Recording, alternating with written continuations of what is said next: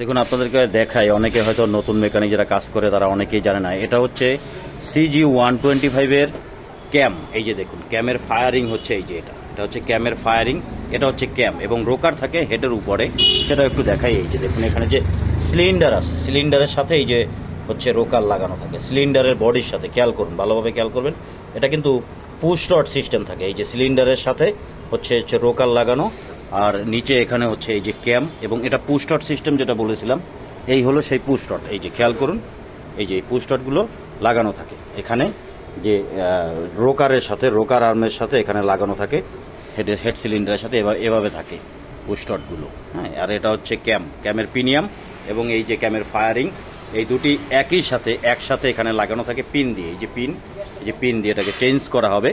ক্যাম রোকার খারাপ আছে তো ক্যামের এই পিনিয়াম সহ চেঞ্জ করা হবে। আর এটা হচ্ছে পুশ রড CG125 এর। আর এটাতে কিন্তু কোনো টাইমিং চেঞ্জ থাকে না, সিজিতেই পুশ রড সিস্টেম থাকে। আর এখানে হচ্ছে রোকার, যেটা সিলিন্ডারের সাথে লাগানো আছে।